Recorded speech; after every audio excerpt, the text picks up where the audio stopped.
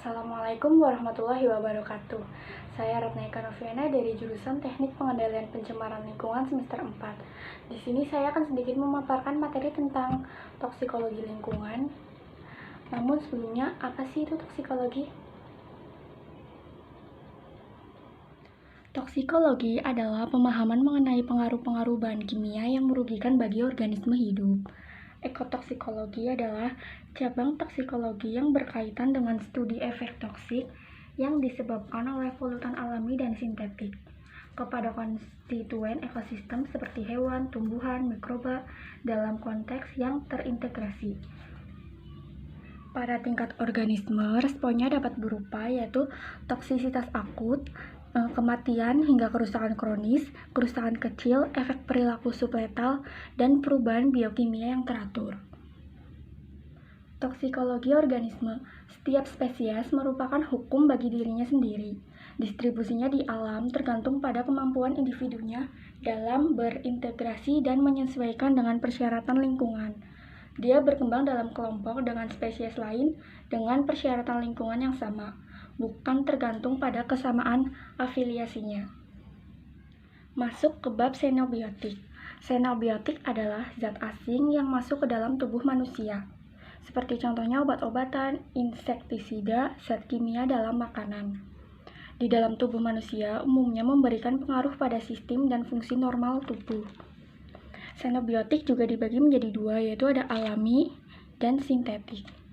Kali ini kita akan membahas yang alami. Contohnya yang pertama ada gunung api. Gunung api merupakan suatu lubang bumi. Dari lubang tersebut dapat dikeluarkan isi bumi berupa padatan panas, cairan panas, dan gas panas. Bahaya yang ditimbulkan ada dua macam, ada bahaya primer dan bahaya sekunder. Efeknya mempengaruhi kualitas perairan dalam TDS, kekeruhan, lava panas, gas beracun, dan mikroba patogen. Yang kedua ada blooming alga. Blooming alga merupakan gejala alam yang berhubungan dengan meningkatnya kesuburan unsur N dan P di suatu perairan. Efeknya yaitu penurunan kualitas lingkungan perairan dengan pembusukan ikan, BOD, dan bahan toksik. Selanjutnya ada tsunami. Tsunami dapat diartikan sebagai gelombang laut dengan periode panjang yang ditimbulkan oleh influsif dari dasar laut berupa gempa bumi, erupsi vulkanik. Panjang gelombang dapat mencapai 150 km, tinggi gelombangnya dapat mencapai 300 meter, dan kecepatannya 800 km per jam. Efeknya yaitu penurunan kualitas lingkungan perairan dengan kontaminan air, garam, mineral hitam, pembusukan maya, dan hewan. Kemudian masuk ke xenobiotik sintetik. Limbah industri merupakan limbah yang berasal dari aktivitas manusia seperti industri tekstil, semen, tapioka, kulit, gula, kertas, plastik, karet, kimia farmasi, pupuk baja, dan lain-lain. Ada logam berat. Logam berat disebut juga dengan heavy metals atau terminologi yang umum digunakan untuk sekelompok elemen logam yang tergolong berbahaya bila masuk ke dalam tubuh makhluk hidup. Klasifikasinya berdasarkan aktivitas, ada logam kelas A dan logam kelas B. Logam kelas A merupakan logam-logam ringan, sedangkan logam kelas B merupakan logam-logam berat. Logam berat dapat menimbulkan masalah. Yang pertama ada kerusakan ekosistem perairan, kerusakan estetika seperti bau, warna, dan rasa, berbahaya bagi kehidupan biota laut atau bersifat toksik, dan berbahaya bagi kehidupan manusia atau karsinogen. Berikut ada urutan toksisitas paling tinggi ke yang paling rendah. Jenis-jenis logam berat yang pertama ada Pb atau timbal. Logam Pb merupakan bentuk ion terlarut dan bila bereaksi dengan ion Cl dalam air maka akan terbentuk PbCl2. Sumbernya berasal dari limbah industri elektronik, pembangkit listrik, keramik, cat warna, baterai, dan lain-lain. Efeknya terhadap kualitas lingkungan dapat menurunkan kualitas air, mengganggu kestabilan ekosistem perairan dan kehidupan organisme air, dan terhadap kesehatan masyarakat dapat meningkatkan kadar enzim deaminolevulinic acid yang berperan dalam sintesa hemoglobin dan menurunkan jumlah sel darah merah, menimbulkan gangguan pada komponen darah. Berikutnya ada arsenik. Sumbernya berasal dari industri pengolahan kayu, manufaktur, pestisida, kertas, cat warna, tekstil, gelas, karet, pelapisan logam. Efeknya terhadap kualitas lingkungan dapat menurunkan kualitas air dan mengganggu kestabilan ekosistem perairan dan kehidupan organisme air. Terhadap kesehatan masyarakat, itu bersifat karsinogen, dapat menyebabkan badan sakit, muntah, diare, sakit perut, bahkan kulit memerah. Berikutnya ada kromium. Sumbernya berasal dari limbah industri manufaktur, keramik, fotografi, pelapisan logam, dan kulit.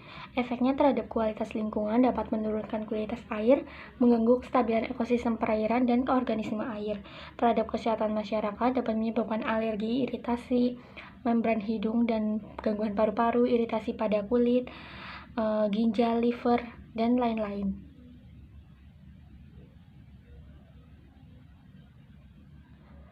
Kemudian ada nikel, sumbernya berasal dari limbah industri pembakaran bahan bakar fosil, pelapisan logam, tekstil, makanan, dan minuman. Efeknya terhadap kualitas lingkungan dapat menurunkan kualitas air, mengganggu perairan dan kehidupan organisme air.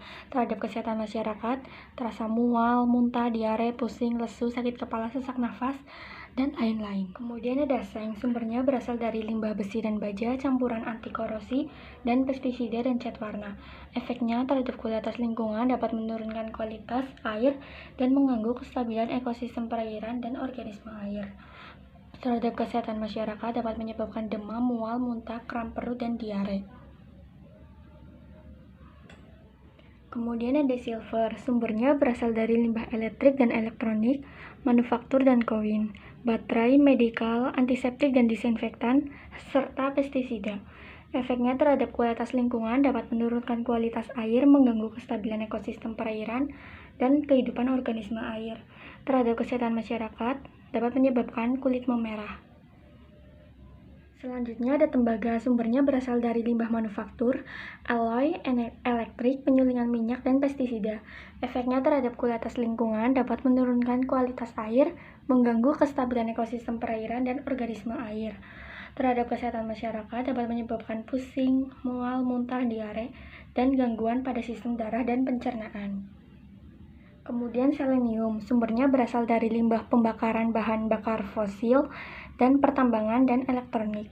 Efeknya terhadap kualitas lingkungan dapat menurunkan kualitas air, mengganggu kestabilan ekosistem perairan dan organisme air. Terhadap kesehatan masyarakat dapat menyebabkan pusing, muntah, diare, sakit perut, rambut mudah rontok, dan lain-lain. Selanjutnya ada merkuri. Di dalam perairan terdapat dalam bentuk elemen dan metalik atau merkuro atau HGO. Kegunaannya yaitu dapat melarutkan logam lain dan membentuk logam paduan atau alloy yang dikenal sebagai amalgam. Sumbernya berasal dari limbah industri elektronik, elektrolitik, pengolahan kayu, alat kontrol, semen, plastik, krim pemutih, cat warna, dan lain-lain. Efeknya terhadap kualitas lingkungan dapat menurunkan kualitas air, mengganggu ekosistem perairan dan organisme air.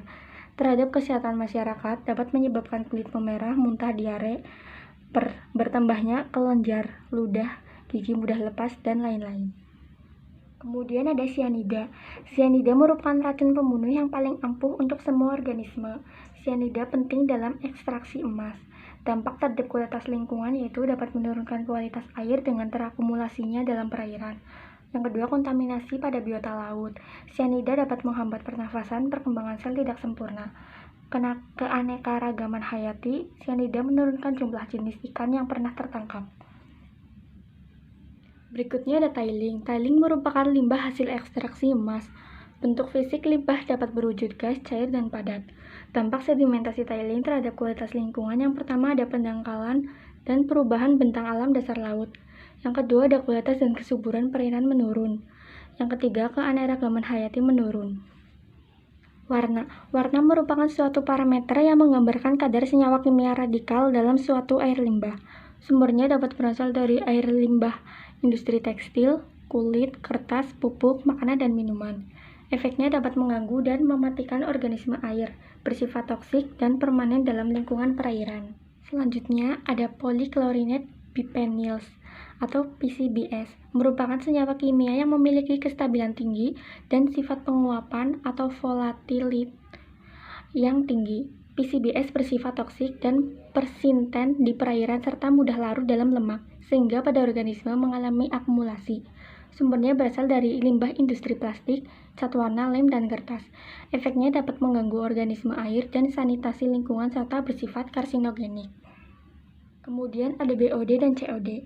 BOD merupakan banyaknya oksigen yang dibutuhkan oleh mikroorganisme dalam mendegradasi bahan organik dalam waktu tertentu, 5 hari, dan suhu 20 derajat Celcius. COD merupakan banyaknya oksigen yang dibutuhkan untuk mengoksidasi bahan-bahan organik secara kimiawi.